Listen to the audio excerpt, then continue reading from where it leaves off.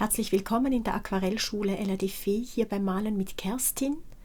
Heute malen wir den Feuerherbst. Bei uns ist wirklich jetzt der Herbst mit seinen Goldfarben eingezogen und genau diese Farben wollen wir heute auf unser Blatt zaubern. Wir verwenden ein Heliocylinblau, gefolgt von einem Kobalt-Türkis, das ist aber optional. Dann ein Cadmium-Orange hell.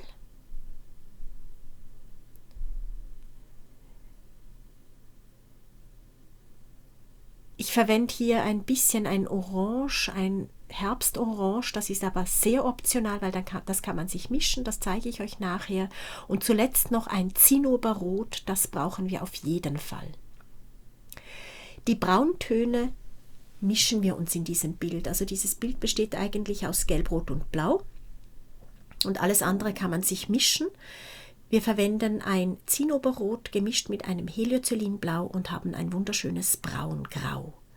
Wenn ich dieses Braun ein bisschen rötlicher haben möchte, nehme ich einfach noch einmal ein Zinnoberrot hinein. Möchte ich es ein bisschen dunkler haben, graublauer, einfach mehr Blau hineingeben oder noch mehr sogar. Dann geht es sogar in den Grauklang hinein. Wir zaubern also aus Gelb, Rot und Blau hier ein sehr farbintensiv buntes Bild. Das Heliocylinblau, das Cadmium-Orange hell und das Zinnoberrot sind wirklich essentielle Farben für dieses Bild. Alles andere ist optional. Nun werden wir noch ein Orange mischen. Das Kobalt-Türkis, wie gesagt, und das Orange sind optionale Farben. Das Kobalt-Türkis lässt sich nicht mischen aus den drei Farben, aber aus Cadmium-Orange hell und Zinnoberrot mischen wir uns ein Orange. Dann haben wir dieses Herbstorange und brauchen es nicht im Näpfchen extra zu kaufen. Nun haben wir unsere schöne Palette. Wie gesagt, Kobalt-Türkis, das könnt ihr auch einfach weglassen. Da könnt ihr einfach eine Schicht des Himmels stehen lassen oder ein sehr gewässertes Heliocylinblau verwenden und das geht auch wunderbar. Nun kommen wir zu meinem Elastip. Das ist der von mir entwickelte Pinsel, der sehr wunderbar funktioniert und den ich hier verwenden werde. Mein Buch Traumlandschaften in Aquarell gibt es mittlerweile als E-Book. Schaut hinein, ich freue mich. Die Links findet ihr unten in der Box. Wir starten, indem wir das Aquarellpapier anfeuchten und mit dem Elastip das Heliocylinblau von oben hineinziehen. Ich trage noch ein bisschen Wasser hinein an oberster Stelle und kipple dann mein Blatt und lasse das Blau so ein bisschen zerrinnen, die Farbe selber arbeiten, hin und her rinnen, sodass ich nachher eine sehr schöne Himmelsstimmung habe. Von unten her gebe ich noch ein bisschen dunkles Heliocylinblau hinein und lasse es nach oben laufen. Da, wo es zu viel Struktur gemacht hat, da habe ich es noch ein bisschen verblendet und dann trocknen lassen. Hier seht ihr jetzt die zweite Schicht mit dem Kobalt-Türkis.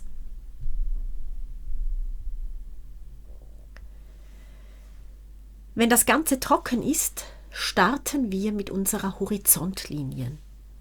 Das ist dieser Feuerherbst in den Bäumen sozusagen. Also wir müssen natürlich Farbe vom Bild holen, dass wir ein schönes Gelb und Rot hineinzaubern können. Mit einem Aquarell-Naturschwamm kann man das Ganze ein bisschen die Farbe herauswaschen und mit einem Taschentuch abtupfen. So bleiben helle Stellen, wo wir jetzt unsere Bäume hineinmalen. Je mehr ihr reibt mit dem Schwamm, desto weißer ist nachher der Untergrund, also desto mehr Farbe könnt ihr vom Bild lösen. Sobald es trocken ist, nehmen wir wieder den Aquarell-Naturschwamm und ein Cadmium-Orange hell. Wir mischen uns gerade schon ein Braun für die Baumstämme mit Zinnober und Heliocylinblau und da verwenden wir dann den feinen Schriftenpinsel Nova Synthetics Nummer 2. Wir starten, wie gesagt, mit dem Aquarell-Naturschwamm und tupfen Blattwerk, strahlend goldenes Blattwerk vor diesen blauen Himmel und malen schon nach 3-4 Bäumen, getupften Bäumen, die Stämme hinein. Das ist wichtig, dass das Getupfte noch feucht ist und die Stämme bzw. Äste sich sehr, sehr schön mit dem Blattwerk verbinden. Wenn das schon trocken ist, sieht es sehr unlebendig aus. Nun kommen wir mit einem Zinnoberrot dazu in den oberen Bereich, in den Blattbereich und auch weiters geht es mit Zinnoberrot. Ich mache das jetzt dann ein bisschen gesondert, also anders als hier jetzt. Ich beginne nicht mit einem Gelb, sondern ich starte dann mit dem Orange, dass ihr das auch seht, wie das gehen könnte. Hier mit dem Braun und dem Elastip tupfe ich noch den Untergrund, sodass die Stämme sich verbinden mit dem Boden und hole mir dann, wie gesagt, das Zinnoberrot und tupfe zuerst dieses leuchtend Rot in die Bäume, male von unten sofort auch wieder die Stämme und Äste hinein mit meinem Braunton. Den habe ich mit Blau nochmal ein bisschen abgedunkelt, dass es insgesamt ein bisschen unterschiedliche Bäume gibt, Baumnuancen. Und tupfe jetzt einfach, nachdem ich die Stämme und Äste gemalt habe, wieder mit dem Aquarell-Naturschwamm Blätter ins Blattwerk, in die Baumkrone und natürlich dann auch den Boden, den ich mit dem Elastip auch hineinziehen kann und mit dem Aquarell-Naturschwamm tupfen, stippeln. Ihr seht, ich habe mit dem Aquarell-Naturschwamm ein bisschen Gold auch in den hinteren Bereich getupft, also hinter die Stämme sozusagen, da wo es noch weiß war, einfach, dass dieses Goldene, dieses Warme um sich greift, also dass wirklich nichts, es ist sehr voll, es ist eine Fülle da. Der Herbst ist immer sehr kräftig, einfach kräftig durch seine vielen warmen, leuchtenden Farben. Hat der was, finde ich, sehr, sehr Besonderes. Es sieht nicht mager oder verhärmt aus, sondern er bietet uns alles. Er schenkt uns die Ernte, er leuchtet in seinen Farben. Es ist einfach wirklich ein Genuss und man kann aus dem Vollen schöpfen. Ja, wenn ich jetzt die erste Schicht angelegt habe, kann ich es trocknen lassen und dann einfach noch einmal drüber gehen. Hier mische ich mir jetzt ein Orange mit ein bisschen Zinnoberrot und Cadmium Orange hell und natürlich auch das Braun mische ich mir noch einmal nach. Und dann ziehe ich das Ganze so hinein bis zuletzt, dass ich zufrieden bin. Es kommen hier jetzt noch ein paar Nadelbäume dazu, die stipple ich mit dem Elastip. Da seht ihr, dieser erste ist einfach in einem Cadmium Orange hell gestippelt. Hineingezogen habe ich noch ein bisschen von meinem Braunton, weil ja im Herbst diese Lärchen, die sind wunderschön. Aber da leuchten schon die Stämme und auch die Äste ein bisschen hindurch, weil sie natürlich teilweise schon die Nadeln verloren haben. Und ihr seht, diese Nadelbäume zu stippeln, das funktioniert auch wunderbar mit dem Elastip. Sogar wenn es keine Tannen oder Fichten sind, was so das Typische für den Elastip ist, sondern wie gesagt auch diese Lärchen. Bei meinen Bäumen, bei meinen Laubbäumen gehe ich auch noch einmal drüber mit goldenem Rot, also mit einem Goldrotklang, Zinnober. Vor diesem Gelb leuchtet es jetzt immer mehr, es wird immer mehr Feuerherbst, was ich ja auch eben, wie gesagt, möchte. Dieses Feurige in diesem Laub, ich liebe das sehr.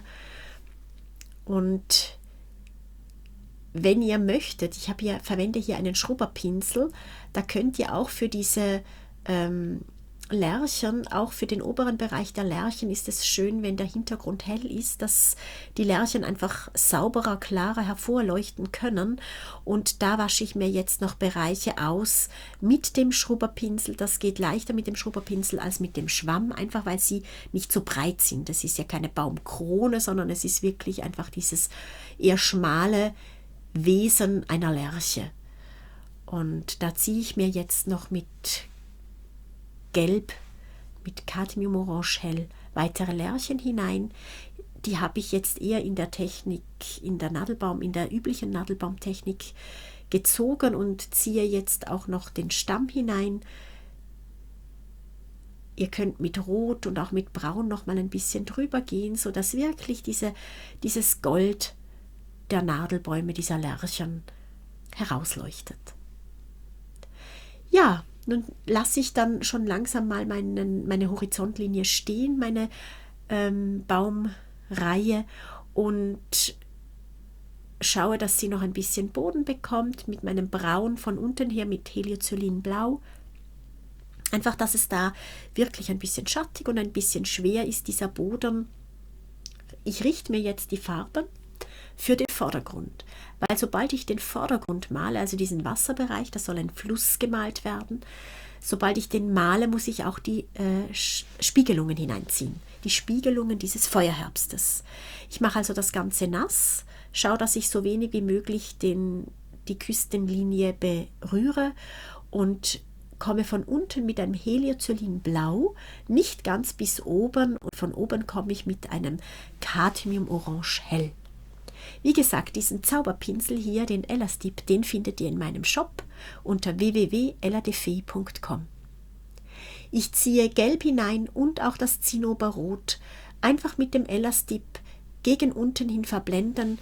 In genau einem rechten Winkel ziehe ich die Spiegelung zu mir her, im rechten Winkel zu dem horizontalen Ufer.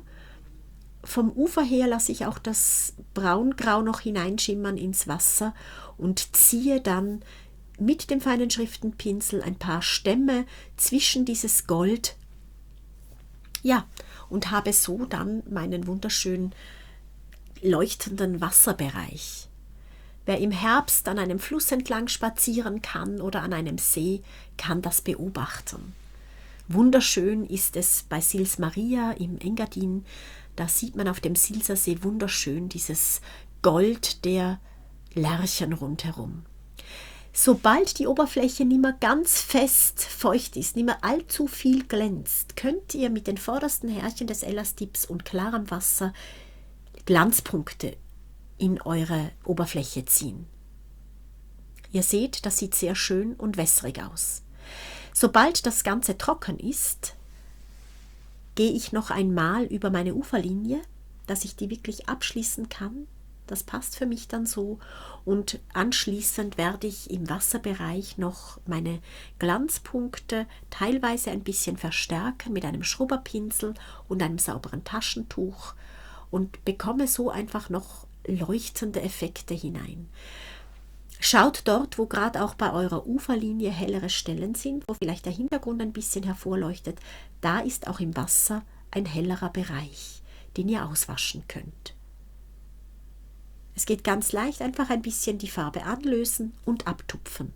Das Taschentuch müsst ihr immer wieder wenden, dass eine saubere Stelle tupft, sonst kommt vielleicht das Braun von links in das Rot von rechts. Also ja, man kann sich da das Bild auch ein bisschen zerstören, wenn man darauf nicht achtet, dass das Taschentuch immer wieder sauber sein muss. Die Spiegelungen ziehe ich sehr horizontal ins Bild, einfach weil dieses Wasser so da liegt und dieses Horizontale unterstreicht auch den Charakter des Wassers. Ja, nun haben wir zwei unterschiedliche Möglichkeiten, Techniken, diese Glanzpunkte ins Wasser zu malen. Wie gesagt, in den feuchten, nicht nassen Untergrund mit dem Elastip und anschließend im trockenen Untergrund dann mit der Auswaschtechnik noch ein paar größere, hellere Stellen einfließen lassen. So, ja, nun hoffe ich, es hat euch gefallen. Ich freue mich natürlich, wenn ihr mir einen Daumen nach oben oder ein Abo dalässt.